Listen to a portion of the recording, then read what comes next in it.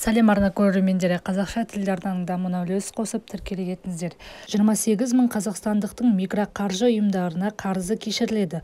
Бұл жөнінде Қаржы нарығын реттеу және дамыту агенттігі төрағасының бірінші орынбасары Нұрлан Абдрахмановтың мәжіліс депутаттарының сауалына берген жауабында айтылған. Агенттік жыл басында кепілсіз онлайн микрокредит беру сегментіндегі 30 микроқаржы ұйымынан азаматтардың проблемалық микрокредиттерін төмендету жөніндегі жеке жоспарларын талап етті.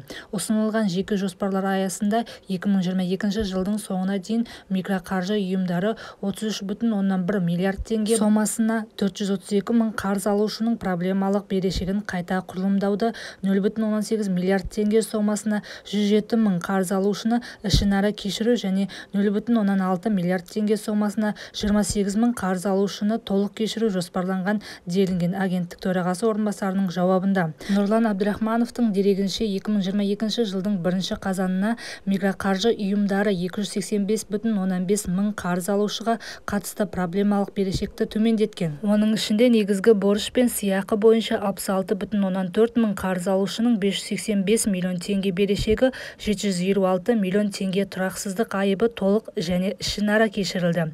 4,8 миллион теңге мөлшеріндегі тұрақсыздық айыбы есептен шығарыла отырып, 15,3 миллиард теңге сомаға 219,19 мың борышкердің микрокредиті қайта құрылымдалды. Агенттік жеке жоспарлардың орындалуын бақылауын жалғастырады, деді агенттік өкілі.